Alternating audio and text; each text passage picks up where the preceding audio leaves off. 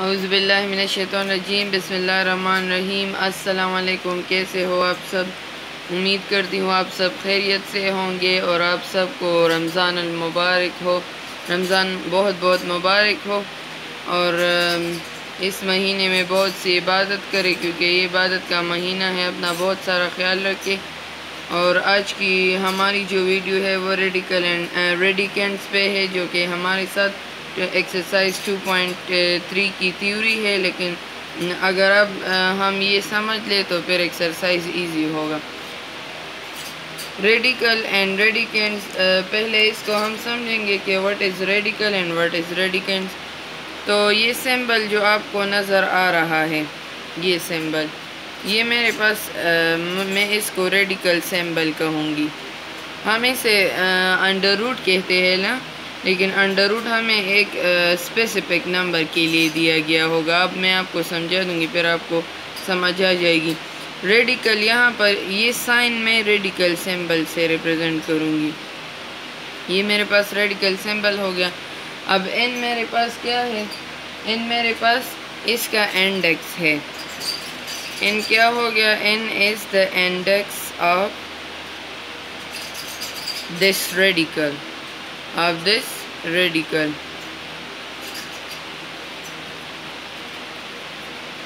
ये एन जो है ये इसका इंडेक्स होगा। और ए मेरे पास क्या है? ए मेरे पास रेडिकेंड है।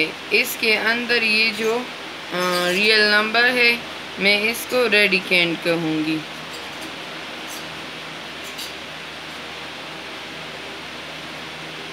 और यहाँ पर ये अंडर रूट ए जो है ये एक रियल नंबर है और एन मेरे पास एक इंटीजर है।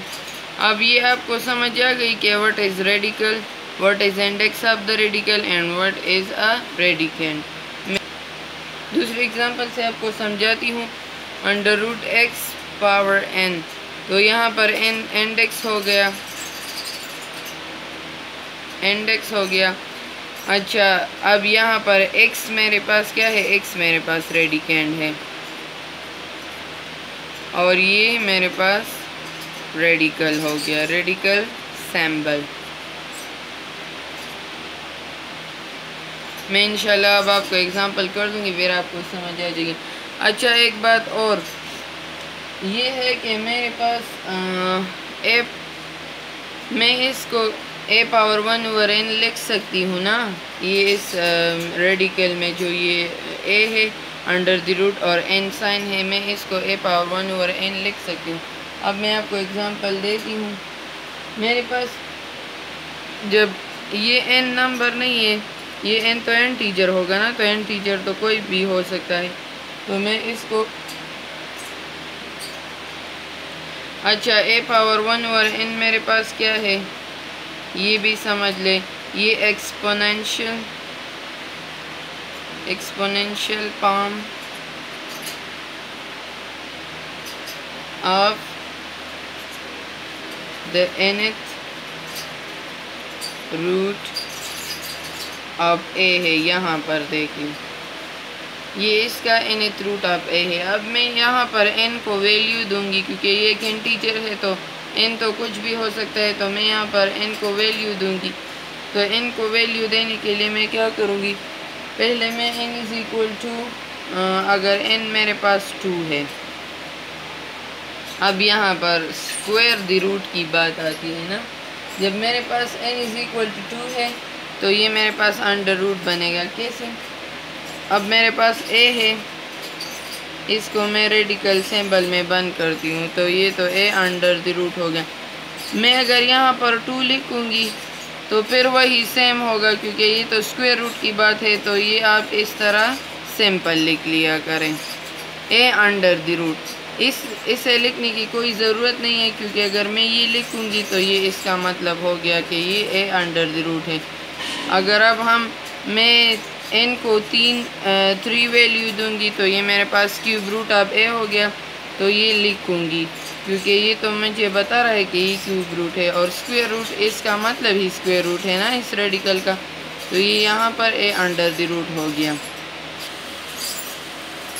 अच्छा, तो ये मेरे पास हो गया स्क्वायर रूट और ये मेरे पास क्यूब रूट हो गया। अब मैं दूसरी एग्जांपल देती हूँ आपको। दूसरी एग्जांपल मेरे पास क्या है, अगर n मेरे पास 4 हो ना, तो ये फोर्थ रूट होगा ना, फोर्थ रूट ऑफ a, तो ये मेरे पास कुछ इस तरह लिखा जाएगा। तो ये फोर्थ रूट हो गया, फोर्थ रूट ऑफ a हो गया। अब मैंने आपको बता दिया कि स्क्वायर रूट तो वही है जो कि 2 है, लेकिन हम इसे स्क्वायर रूट लिखते हैं सिंपल। और ये फोर्थ रूट और क्यूब रूट, और अगर इससे हायर रूट्स आएंगे तो वो भी हम इस तरह लिखेंगे। अच्छा, एग्जांपल हमें दिया गया है, आपके बुक में एक टेबल है, प्लीज़ आप उसे रीड कर लें, और अगर नहीं रीड कर सकते तो कमेंट सेक्शन में बता दें, मैं फिर करा दूँगी, वो इजी है। एग्जांपल है मेरे पास कि x square is equal to 16 and x is equal to under root 16। इन दोनों में क्या फ़र्क है, तो मैं आपको फ़र्क वाज़ेह कर दूं कि इसको देख ले, ये x square is equal to 16 है और ये x is equal to under root 16 है।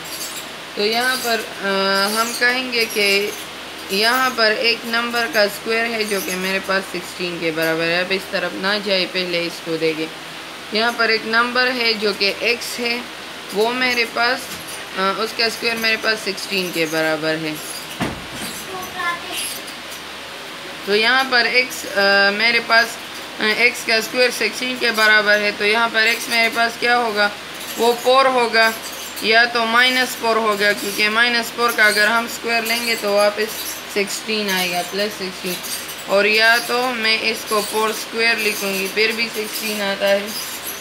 तो ये मेरे पास क्या होगा, 4 square is equal to 16 -4 whole square is equal to 16।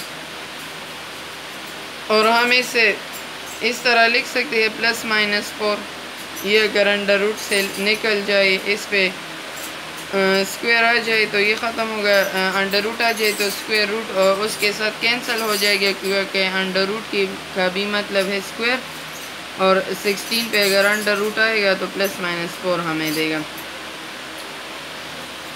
अब ये बात तो क्लियर हो गई ना कि x square is equal to 16 क्यों है। अब x is equal to under root 16 की तरफ आते हैं, तो मेरे पास यहाँ पर भी x 4 होगा, क्योंकि मेरे पास x जो है ये मेरे पास प्रिंसिपल स्क्वायर रूट जिसे हम कहते हैं, ये 16 का प्रिंसिपल स्क्वायर रूट है, तो वो हमेशा पॉजिटिव आएगा। तो यहाँ पर x इज़ इक्वल टू 4 जो कि एक पॉजिटिव वैल्यू हमें दे रहा है। अब यहाँ पर आप देख लें, अनदर फॉर्म ऑफ रेडिकल्स हमने रियल नंबर्स के लिए किया, लेकिन रेशनल नंबर्स के लिए भी करना है। तो यहाँ पर देख लें, under the root a power n और m इसके अंदर है। अब यहाँ पर देख ले, m/n मेरे पास क्या है, ये एक रेशनल नंबर है जो कि पॉजिटिव रेशनल नंबर है, तो पॉजिटिव रेशनल नंबर हो गया ये।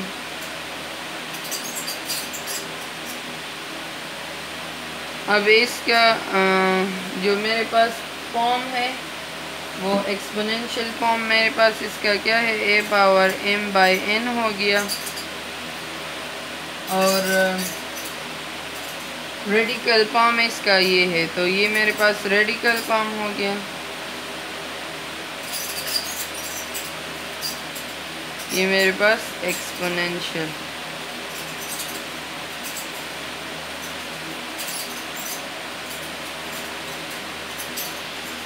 अच्छा, दूसरी बात आपको क्लियर कर दूँ, अगर m is equal to n हो गया, अगर ये m n के बराबर होगा तो under the root a n और a यहाँ पर भी n, तो ये मेरे पास वापस a के बराबर होगा, n/n तो 1 के बराबर है, तो मेरे पास a रह जाएगा।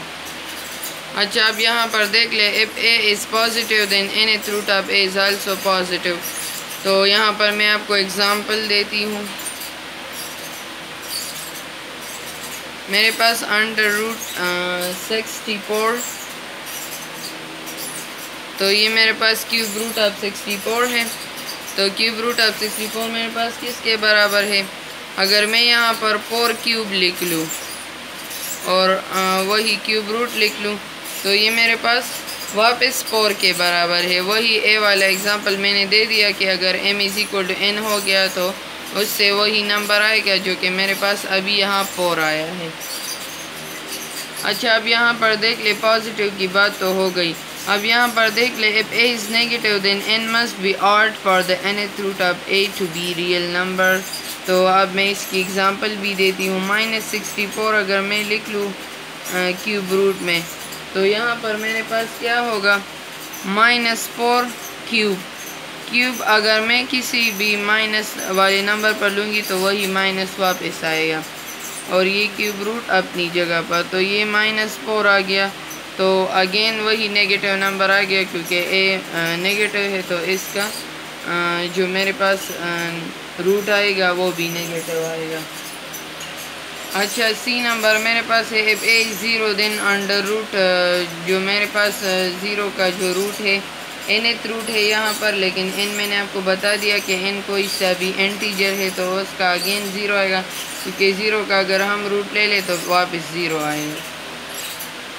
अच्छा, अब हमें दिया गया प्रोडक्ट रूल ऑफ रेडिकल्स। तो मैं आपको प्रोडक्ट रूल समझाती हूँ कि प्रोडक्ट रूल क्या है। मेरे पास under the root A B और nth root of A B ना, तो ये मेरे पास क्या हो गया? मैं ये under root nth root of a dot, क्योंकि इन दोनों में डॉट प्रोडक्ट है ना, पहले तो सिर्फ ए था तो मैंने सिर्फ ए लिख लिया था, लेकिन यहाँ पर अब बी भी है तो बी को भी हम इस तरह लिखेंगे। अगर आपको दो नंबर्स दिए गए हो, रियल नंबर जो है और n मेरे पास एक इंटीजर है, कोई सा भी इंटीजर दिया गया, तो पहले आप a पे ले ले डॉट और फिर b पे ले ले। तो ये मेरे पास प्रोडक्ट रूल ऑफ रेडिकल्स है। और प्रोडक्ट रूल्स ऑफ रेडिकल्स मेरे पास किस लिए यूज़ होता है? ये फॉर सिंप्लीफाइंग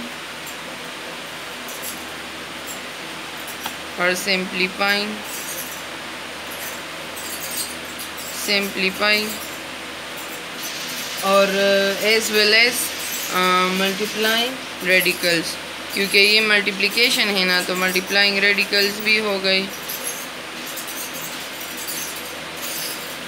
और सिंप्लीफाई भी जल्दी हो जाता है फिर।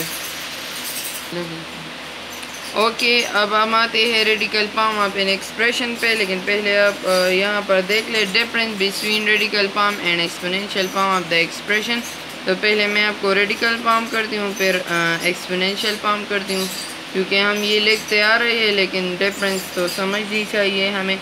Radical form of an expression मेरे पास क्या है? मैं एक रियल नंबर या रियल नंबर है, कुछ भी है, या एक क्वांटिटी है जो कि मैं अंडर दिस साइन लिखूँगी तो ये मेरे पास रेडिकल होगा, या मैं इस साइन के अगर अंडर लिखूँगी तो फिर भी मेरे पास एक रेडिकल होगा ना। तो मैं एग्ज़ाम्पल देती हूँ। फॉर एग्ज़ाम्पल मेरे पास अंडर रूट 9 है ना, अंडर रूट 9 मेरे पास क्या है? 3 का रेडिकल फॉर्म है, तो ये तो सिंपल है। अब एक्सपोनेंशियल फॉर्म ऑफ एक्सप्रेशन मेरे पास क्या है? एक्सपोनेंशियल फॉर्म मेरे पास वो है कि अगर हम उसको एक्सपोनेंट में लिख के, एक्सपोनेंट किसे कहते हैं? अगर हम एक number raise to the power में लिख के, तो यहाँ पर मैं 3 स्क्वायर अगर लिखूँगी तो ये मेरे पास किसके बराबर होगा? 9 के बराबर होगा। तो 3 स्क्वायर मेरे पास इक्वल टू 9 है, तो 3 स्क्वायर मेरे पास क्या है? Exponential form of the expression है। अच्छा, अब यहाँ पर है कि how to transform an expression given in radical form to exponential form. अब हमें रेडिकल फॉर्म में कुछ दिया होगा और इसको हम एक्सपोनेंशियल फॉर्म में कैसे कन्वर्ट करेंगे? तो पहले तो हम जो है वो मैंने आपको कर दिया है, लेकिन पहले फिर से कर देती हूँ। ये इसका रेडिकल फॉर्म है, इसका एक्सपोनेंशियल फॉर्म है, और a power m into n a power m by n हो गया। ये इसका रेडिकल है, ये इसका एक्सपोनेंशियल फॉर्म है। अब हमें क्वेश्चन दिया गया है कि right an expression N exponential form. ये आपके एक्सरसाइज में भी क्वेश्चन आएगा इंशाल्लाह, लेकिन पहले मैं एग्ज़ाम्पल से आपको समझाती हूँ। हमें एग्ज़ाम्पल दिया गया है, फर्स्ट एग्ज़ाम्पल जो आपके बुक में है, CQ to the 8th root.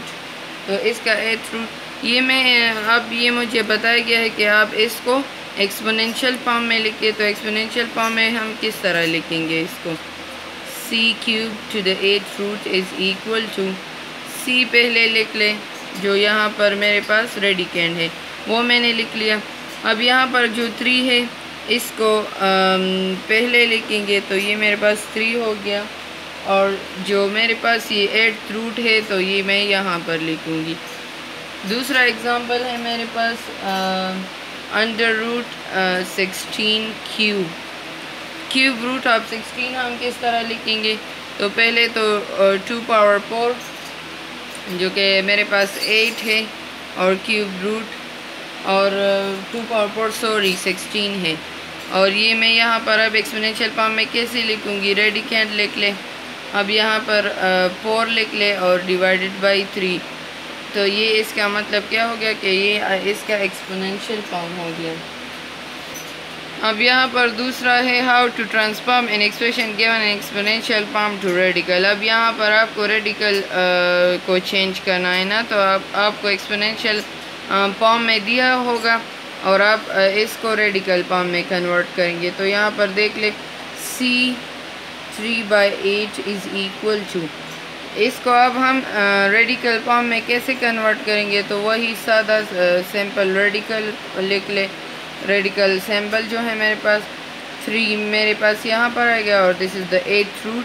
अब यहाँ पर 2 पावर 4/3, तो पहले हम 2 लिखेंगे, फिर 4 अंडर द रूट क्यूब, तो ये क्यूब रूट अब 2 पावर 4 हो गया। तो यहाँ तो इस तरह से आप बहुत से एक्सप्रेशन लिख सकते हैं जो कि exponential, this is quite easy like a piece of cake, you know that.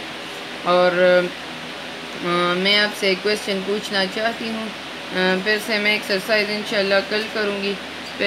एक क्वेश्चन है मेरा कि मैं कौन सा कोर्स स्टार्ट कर दूँ। अगर किसी को कोई प्रॉब्लम हो दूसरे कोर्सेज़ में तो आप बता सकते हैं। मैं फ़िज़िक्स भी करा सकती हूँ आपको और केमिस्ट्री भी माशाल्लाह से मुझे आती है। और मैथमेटिक्स में अगर कोई भी कोर्स आपको मुश्किल हो तो आप मुझे कमेंट सेक्शन में बता सकते हैं। मैं इंशाल्लाह से आपके लिए वो कोर्स स्टार्ट कर दूँगी। Thanks for watching my channel. Please subscribe and hit the like button and share the video. Please आप ये वीडियो शेयर कर दें उन स्टूडेंट्स के साथ जो नीडी स्टूडेंट्स है और वो अपनी फ़ी नहीं दे सकती ट्यूशन की। तो आप उनके साथ ये वीडियो शेयर करें ताकि वो देख सकें और इससे कुछ सीख सकें। और आपसे मैंने क्वेश्चन पूछ लिया कि मैं कौन सा कोर्स कर लूँ आपके लिए जो आपको मुश्किल हो। तो किसी भी क्लास का मैं कर सकती हूँ। अगर मुझे एक फरमाइश आई है 7th क्लास के मैथमेटिक्स की, तो आप भी मेरे साथ एग्री हो जाए कि मैं कौन सा कोर्स करूँ, तो फिर मेरे लिए इजी होगा। और इंशाल्लाह से जो भी क्वेरीज़ हो आपके वो कमेंट सेक्शन में मुझे बताया करें, मैं आपको ज़रूर जवाब दूँगी इंशाल्लाह।